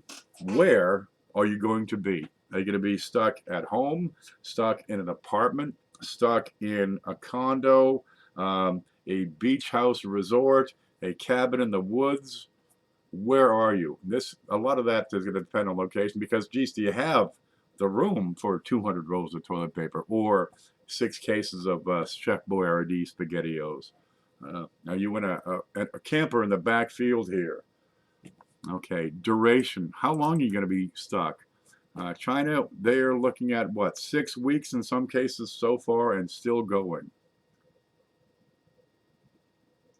Well, could you get by at home for 6 to 8 weeks if they let you out every 3 to 4 days to, hit the supermarket for some supplies, as long as everybody has a respirator, washes their hands? Are you with your family? Are you alone? Are you with a family of gypsies? Are you in the army? These are critical factors. What are your limitations in the place where you are? Right? What are your abilities? Can you grow a garden, for example? Can you leave the building? Do you have access to a patio where you could grow a couple of tomato plants or some spinach or something really quick? What are the requirements of the location that you're in or the situation that you're in? Do you have medical needs? A lot of people are contacting their doctors and getting a 90-day supply of their prescription medications. That might be handy. Okay, you're going to have anxiety issues. Employment, are you still working? Geez, if they cancel all the public gatherings, bartenders, waitresses, they're out of a job for a while. And believe me, those folks don't have any money. Financial issues are going to be a big issue. How are you going to pay for all this stuff that you need? Because you're looking at, geez, if you had a couple of weeks of groceries in the house, that'd be a big help. But if you're going to be stuck for 6 weeks and you don't have any money, that's going to affect the kind of things you would want to have in the house. Do you go with nothing but rice, all beans? You get this thing called appetite fatigue that comes in. You're stuck at home, but well, there's groups out there that can help. I don't suspect the government is one of them, but don't worry too much. Let's worry about the anxiety part. Let's squash that down. There are things that can happen and be done if you have no food. Don't worry about it. Okay. How long do you need food and supplies for? Do you think about calories, vitamins, minerals, proteins? A balanced diet would be delightful. A lot of people that get those dry goods as survival foods, right? It's all dry powder, survival food. They get a little box this big with 180. No, get the foods you're used to eating. It's going to be a high stress environment. Let's get the food that we like to eat, that we're familiar with. And you could probably focus more on dry goods. Look, I'm going to take just a moment here because I have to stir the beans, okay? There we go. So I'll give you this for just a moment. I'll be back.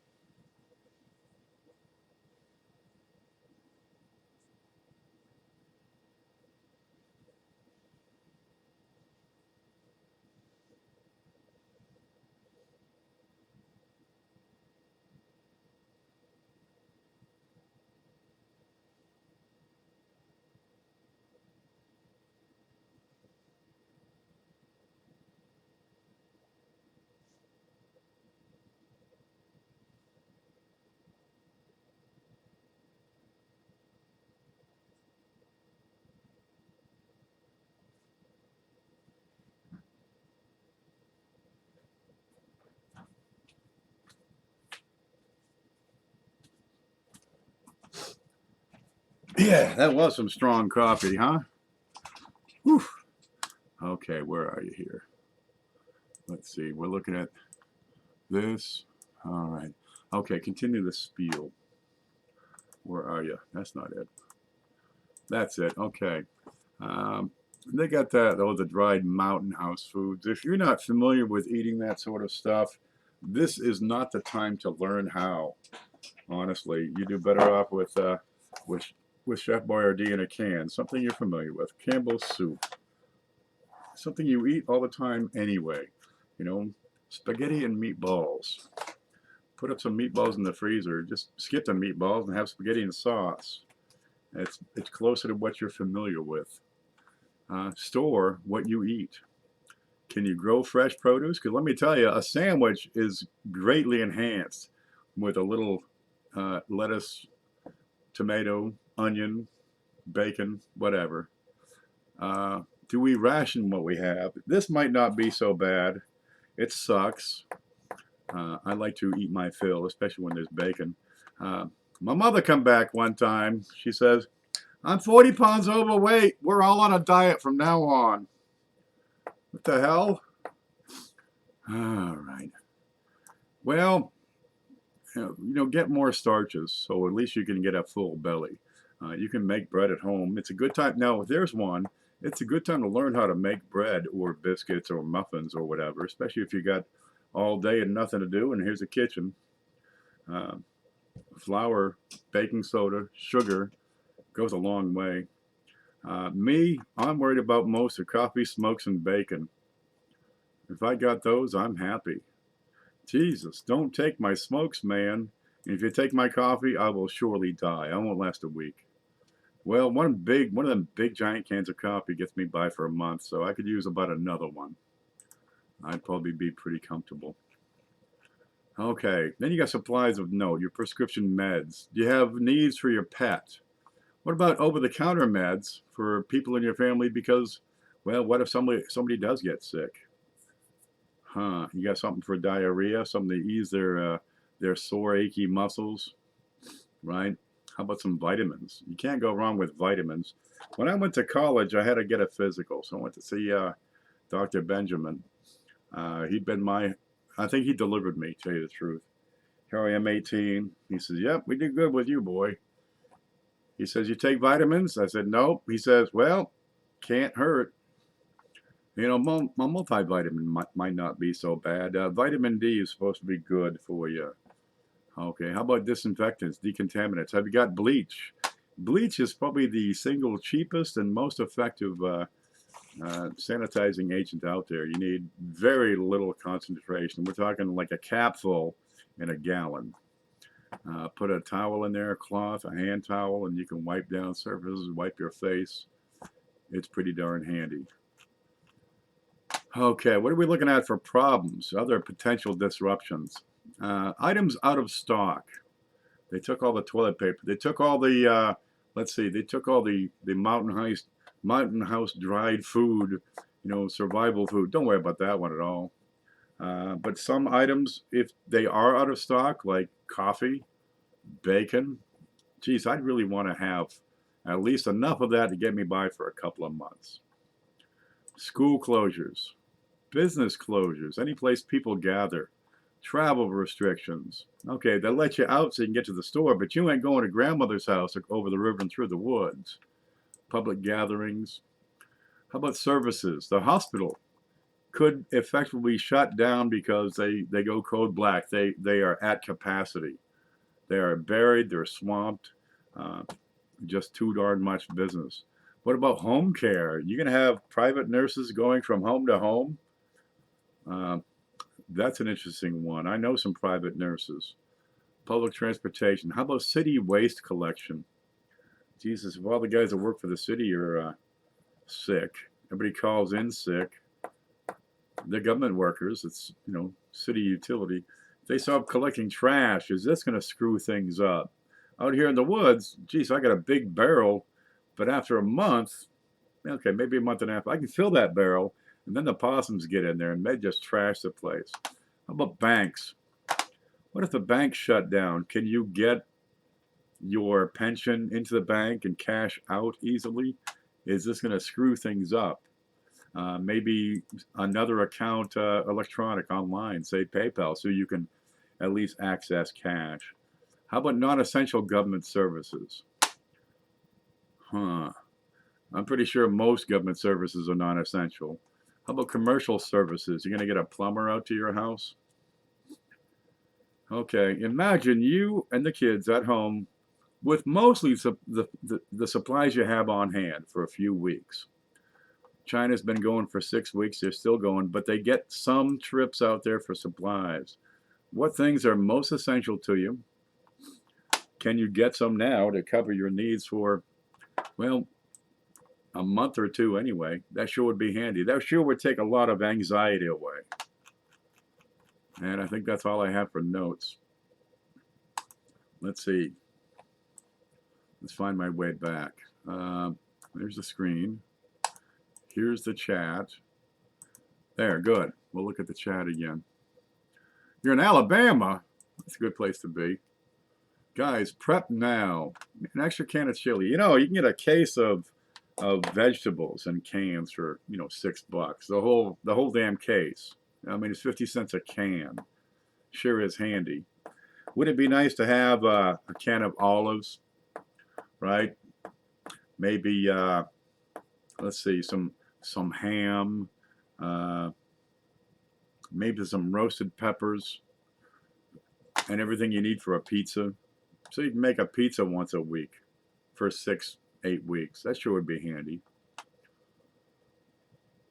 Medicare and Medicaid. Okay, we covered that one. And don't forget, Ken, how many of those beds are negative pressure? Very few. I think I might have skipped back some of these. Yep. My town, 10,000 people. All right. Oh, there's RB. He says 1 capful of bleach per gallon is more sanitizer you'll ever need. You can get pool grade bleach, right? That's going to be 10% sodium hypochlorite. Use it for your swimming pool. It costs twice as much, but it's twice as powerful. It stores in this, you know, 1 gallon of space, still stores, but it's a little stronger. So you dilute it half as much, but it costs twice. It just takes up less room in effect. But if you can't get Clorox at the store, pool bleach might be the way to go. Government's creating a stimulus package because eventually industries are going to close down and businesses won't be doing business. Yeah, that's what we expect.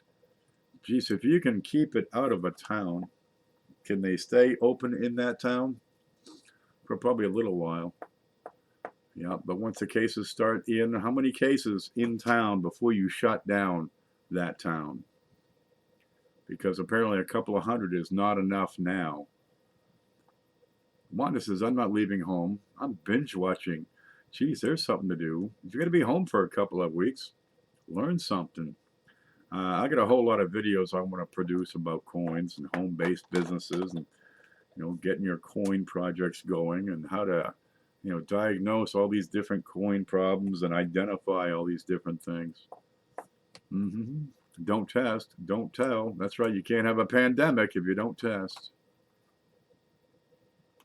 Oop, it just jumped a bit again, and the whole thing just went. You get 3:10 in the morning? Wow, I got 4:25. I'm at least 15 minutes behind on the chat. When everything is shut down, the truckers stop driving. Then you're in trouble. Then you start running out of stuff. But as we know from the hurricanes in Florida, once the trucks get going again, the stores are pretty much, they got everything again in a week. Who's running the electricity plants when everything is shut down? To tell you the truth, most of those things, most of your major industries are automatic. You have people on site who watch the monitors for the equipment. They don't crank the generator. They watch a machine that says that generator is working just fine. When an alarm goes off, then they take action. But for the most part, those machines run.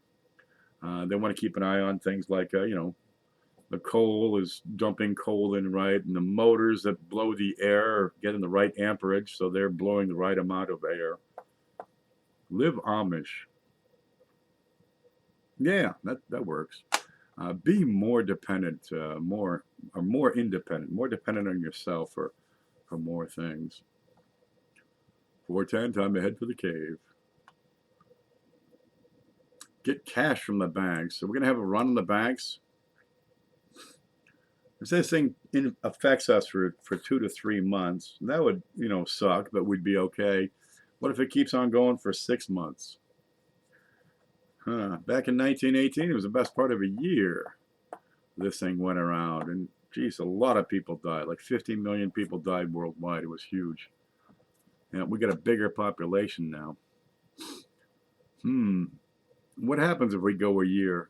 If we go a year, sure would be handy to have some garden seed going. Computers, okay, who keeps the computers running? Oh, they got a computer guy. And he's a nerd, so he's kind of already self-isolating. I live in a camper down by the river. I got this back field here, and for 10,000 bucks, I could fit a camper and a Connex. Some person can park their own camper and their own Connex, and I could run them 15 amps of power and potable water and give them access to a sewer cleanout. How handy would that be? It would solve all my problems. It would solve all yours. Tobacco's 20 bucks or 2 pounds, lasts a while. I could grow it. That might be the wise thing. Vitamins, tobacco, coffee, bacon. That's pretty much our list. Less chemicals and cheaper. No, keep the banks open. I need my quarters. Oh, wow. Really? If you inspect every single coin, you could probably get by with, 10 to 20 boxes. That would get you by for a long time. Believe me, I do a dozen boxes a year, and I really didn't finish last year's. I didn't get more this year. Oh, and martinis. Burritos are good. Did I catch up on the chat? Hell yeah. Yep. Most of the problems you're going to have are food and those supplies you cannot produce at home. Looking at what people have in the bank, 50% of us don't have $500 in the bank. Well, if we want to increase our food and supply inventory here at home, that $500 ain't going to go far. So where do you make your sacrifice? Do you give up on toilet paper? Yeah. Geez, I really like my Angel Soft. But your food, what can you do to change your food? Dave makes a point, burritos are good. They sure are. Beans are cheap as dirt. Flour is cheap as dirt. You need some oil. You can make the tortilla shells if you know how, but this is not the time to learn how. When you go into a crisis situation, that's not the time to explore and discover new things, or you're going to end up with nothing but burned, dried up, nasty burritos, and they're going to be so damn nasty, you'll go without eating the darn things, and you eat all the beans by themselves. You got to work on those survival skills beforehand, those self-sufficiency skills. You got a 44-foot trailer camper and a 32-foot RV. Very nice. Yep, 15 amps would run, let's see, air conditioner, fridge, a little water pump as you need it, electrical, lights, and run a computer. Sure would be handy. Get online with a mobile phone. Wow, it'd be pretty much everything you need. Water, sewer. Yep. And then your supplies on a Connex. There's everything you need. People should have started prepping long time ago. Yeah, some people do and most people don't. They're not ready. I know a lot of people, I go over their house, raid the fridge, look for a beer, and there's nothing there but mayonnaise, 4 types of, condiment from to-go shops. Here's some garlic topping for pizza from Hungry Howie's. Here's some hot wing sauce from Taco Bell. Jesus, how do people live? It's tough. People should have listened to the tinfoil hat folks long ago. Then they wouldn't have to scramble. Yeah. Well, if it gets bad enough, How long before crime rears its head? How long before people go scrounging and scavenging for those goods? This gets into Plato, of course. Plato and Socrates were having a talk. And who has the advantage, the just or the unjust man? And I guess it was Socrates took the side of the unjust man as having the greater advantage. He doesn't have to farm. He doesn't have to bargain. All he has to do is take. He doesn't have to work for it. He doesn't have to worry. All he has to do is find a source and take it. The advantage is for the criminal.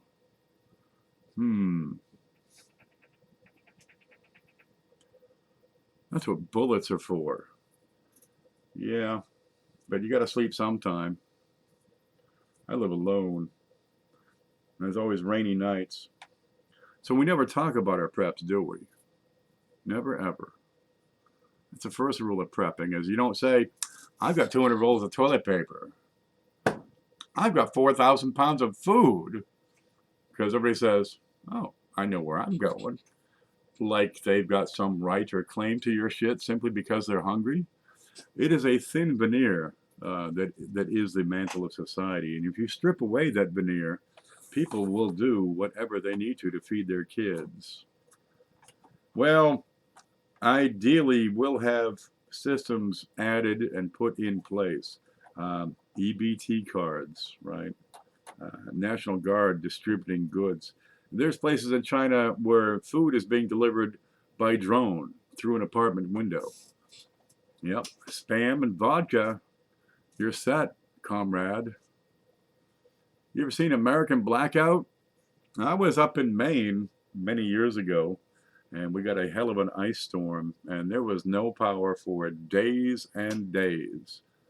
But my grandmother, having grown up in the last century, she got a magnificent wood stove, a home Clarion. It's got an oven, got a hot water tank, got 6 burners, got a hot top, got a fire box, got an ash box. Downstairs, she's got all kinds of firewood. Go downstairs and get some firewood. So I run downstairs, get some firewood, bring it up back, throw it in. We had to open the freaking door because it was 20 below outside, but it's the only way to cool off because it was 98 inside. Water, it's winter, baby. What do you think the power's out? Scoop it up. You got all the water you can stand. If the pump don't work because it's electric, there's water in the form of snow. We could cook. She got all kinds of bacon. Freezer's gone. Put it outside. Not a problem. We had everything. Today was pancakes. Pancakes, syrup. She cooked it up with lard. Everything for days and barely touch what's in her house. Because downstairs she's got shelves of green beans, beets, beet greens, potatoes all over the place, tomatoes, peas, squash, cucumber pickles, tomato sauce, tomato soup. She did a lot with tomatoes, chard, lots and lots of stuff, just row after row after row. Because look, she's in her 80s and 90s. All she has to do all day long is tend her garden, harvest it, and put it in jars. And she got through every winter that way. It's not a problem. This is how she was raised during the Depression and the teens and the zeros. She was born in 1896 in a place her mother never saw electricity, never had it. She'd passed away in 1947. Never saw an electric light bulb. Well, at least not in her own home. It's a movie, American Blackout, here on YouTube. People should watch it. Doomer porn. Yep, squirrel and potatoes. Well, down the hill, you got the Skeets, and the Skeets had hogs and chickens. Well, every now and then they get extra eggs, and they'd bring some up to my grandmother. Here you go. Then she got her neighbor Arnold over there. Of course, my grandmother everybody had blueberries. Jesus, the blueberries. We had blueberry pancakes every day. Arnold had a thing for cucumbers. He just loved to grow cucumbers. So he'd come by every summer and says, I got some cucumbers for you. Had to wait till the berries were in, and he'd show up with 100 pounds of cucumbers. So she spent a day or two making pickles, relish, God knows what. Mm-hmm. Carrots. Jesus, the carrots. They were long up there. Potatoes. She did the white potatoes. I always thought they were a little bit mealy, but once you put some chicken gravy on there, man, that was good eating. Made her own bread. It was hard as a rock, but it was still better than what I can make for bread. Mm-hmm. All right. Well, look, I'm going to keep updating this probably. I'm kind of following this real good. And I think the one thing that has my interest right now is going to be this doubling time, the actual time that we reach these figures. Because we started on May 7th with 400. Well, we started on May 1st with 89 cases. And so we're going to follow this right out and see how accurate is this. Because if it's up here, that's going to come across awfully fast. That's a month from now. But if we can extend it to down a little lower, well, we got some chance of keeping the death rates low. But when are they going to shut down? When are they going to shut down entire cities? Right now we're figuring somewhere between the 19th and the 21st, because there we get the 10,000 mark. Let's put a box around that. Yeah. So that's where we figure they're going to start quarantining entire cities, do what China does and lock them down. And we had this figure over here, right? And we figure at this date on March 19th, we're figuring the population of people infected that are outside China is going to, that number is going to overwhelm the numbers from inside China. And then this number will be, of course, taking off. And this will probably grow by 1% per day. And when this number gets to be equal to that number, then we know that we've evened it out. And we're still watching the death ratio from deaths to recovered and the CFR, the case fatality rate. Because, geez, a lot of people have died, and a lot of people are going to die. But, well, these folks, there's 25,000 people right here, haven't had enough time to get sick enough to start dropping dead. So what happens with that? That's where we are. Mm-hmm. We don't get pandemics like this but once a century. And because of that, you don't have the people that remember the last one. You know, we had that big flu back in '76, right? And everybody got a shot in the arm. I think that was a swine flu. You got the Ebola. It never came to the U.S. MERS never came to the U.S. SARS never came to the U.S. Right? None of it. We get a flu outbreak every year, every single year. Get your flu shot yet? Because they know what's coming around a year ago. We get about 10 days before chaos. Where's that screenshot? We're saying, let's see, it's the 11th. Yeah, around 10 days, and they're going to shut down a town because the population of infected cases in the U.S. will hit that 5-digit mark, 10,000. And when you hit that magic number, people are going to scream bloody murder. You have to take action right now, and they'll quarantine, what, a city? Several cities? They'll shut it down. They'll shut down the buses, the subs, the planes, the trains, the concerts, the parades.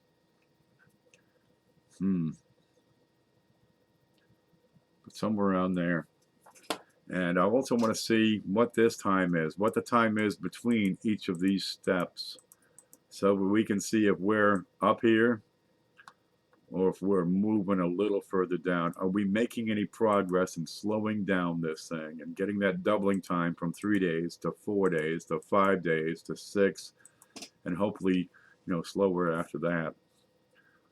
This is an indicator that we're actually gaining ground on this thing and stopping down the growth. But with each doubling, right now it's 3 days out, we're getting more cases than all previous cases, right? And this goes back to, early January. And we'll get more cases the next 3 days than we have since early January. Then more in the next 3 or 4 days. But what's this T? What's that doubling time? That's going to be a big factor in how well we can get control of it. And I'd like to see this column with 1% of the people infected. I'd like to see that just as far down here as possible, because the further we can push that down, the better chance we have of getting, some food in the house, of getting some supplies in order, of getting some garden seed, and getting a garden going so we can have a regular supply of spinach or turnip greens or potatoes or tomatoes or whatever it is. So we can learn how to use those freeze-dried foods that your husband bought and stuck under the bed 4 years ago and says, if it all goes down, we got this here food. All right. And to coordinate with people in your family. Geez, if the kids are home from school, can they watch themselves? Are they going to leave and go hang out at their friend's house? Because that kind of defeats the whole purpose of it. Okay, look, I'm going to take off, guys. Let's see. There's face. There. I think I've talked all day. What about the pot smokers? What if they can't get their marijuana? Medical marshal. Oh, I thought it said medical marijuana law. All right. I've never had or got a flu shot. You ever get the flu? You think there's maybe a coincidence there?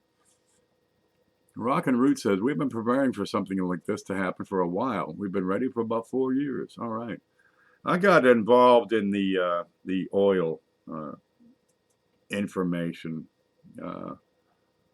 2006, 2007. And there's lots of information about oil production. And everything on the planet comes down to energy production.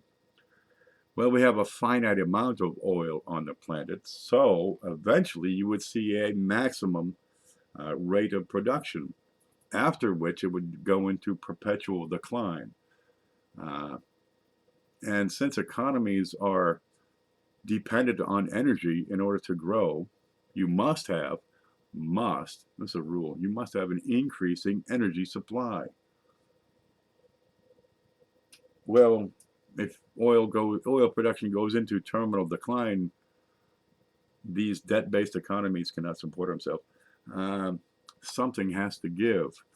So I gave a bunch of money for this few acres with beautiful arable land, lots of compostable materials all around, a source of fresh water not too far away, especially if it's been raining, and an independent-minded community.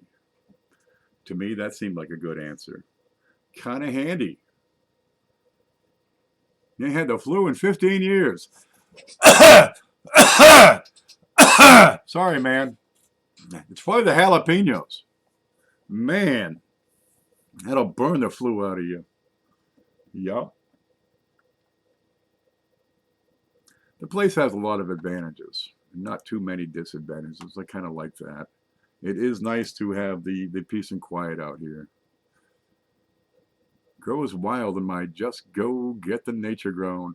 Oh, yeah. Gosh, I suppose there's enough food around these woods. I mean, if push came to shove, just the acorns, if you could stand that shit, can get you by. I've got, let's see, pokeweed is coming up. I've got the trees, the funny trees, the Japanese plums, the loquats. They'll be bearing fruit in another 2 weeks, and they'll continue for the better part of 5 or 6 weeks. If you can stand, loquats all day, every day, they're good. They're real tasty. But if you eat too many, they're a natural motivator. Yeah, they'll give you the runs. And let's see, we got the beauty berries will be up anytime soon. There's pecan trees around here. Just follow the boar. They'll tell you exactly where those are. Uh, those those hard nuts, the hickory nuts, you can't eat them goddamn things. You can't break them open, but the hogs can. And there's a few hickory nut trees around here. Huh, that's like bait for those hogs. We got turkeys, we got varmints, we got, what else we got? Deer, kind of nice. Can you dress an entire deer, haul it in, clean it, take it out, flesh it, dry it? Handy to have some of these skills. I'm on my R acres. Boy, am I thankful I should. Excuse me. Yeah, it's kind of handy. Backdoor trots. You just open the screen up, just lay here on a mattress and look out with a gun. And when Bambi comes, you take him. Woo-hoo! Fresh meat for the fridge. They're small deer down here. Back in Maine, they're 200 pounds, 250 pounds, the big ones, right? Around here, a 75 is a big deer. 75? How cute. It's like a deer, only smaller. But there's every kind of bird you can imagine. There's hawks, there's owls, 2 foot tall. Sometimes you get them egrets. They're kind of bony looking, but they're real pretty. White feathers and shit, and they're polite. It's all yes, ma'am, that kind of thing. They're polite birds. Uh, what else we got? Gophers. Gopher Everett. Yep, free bacon. Yep, just put out some nuts. They'll come and get it. Yeah, we got turtles. I suppose you can eat them. I've never actually eaten a turtle. Never dressed one. Nothing. Never undressed one. Yeah. Then you got, here, another bit of advice. This has been bothering me for a while too, right? In every disaster movie you ever see, every single disaster movie, is this a commentary on society, or is this something we should plan for? You always have, like, the dog who runs out the door, and the kid who immediately runs out the door after, because the only thing that this kid can do, the only thing, has no choice in the matter, is to run after that goddamn dog. And then it's all trouble after that. The entire rest of the movie is because that kid ran after that dog. So if that dog runs out the door, you shoot that son bitch. Right now, it'll solve you a lot of troubles. And then you always have that one woman who her only line is to scream. She doesn't have any actual dialogue. It's just, ah! Turn around, here comes an alien, ah!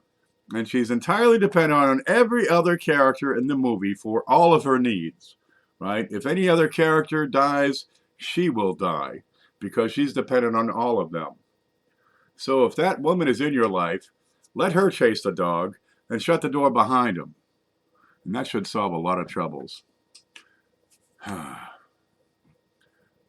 Turtle sucks, but I guess if you're hungry, if you get hungry, you'll eat your shoes, man. I don't think it's going to come to that. There is ample food in and around the United States, lots of food in storage. Of course, the winter wheat will be in any time now, which is always good. Uh, Keeping the economy going at least enough to feed everybody is important. But it sure would be handy to have a small patch instead of growing tulips and a shrubbery. Geez, a couple of tomato plants sure would go a long way for a nice little sandwich. Put some mayonnaise on there, maybe some bacon, right? Even if you don't have tomato, you can just grow like a bacon tree. That'd be good. Bacon and mayonnaise and bread. Even if you don't have bread or mayonnaise, it's still a good sandwich. Really, is there anything else you need besides just freaking bacon? Gosh, folks, don't run out of bacon, and take care of yourselves and each other, okay? I'm going to take off. I've been babbling for like I don't know, what day is it? Does anybody know? Send me an email. Let me know what day it is. I'm going to take off. Stay groovy now.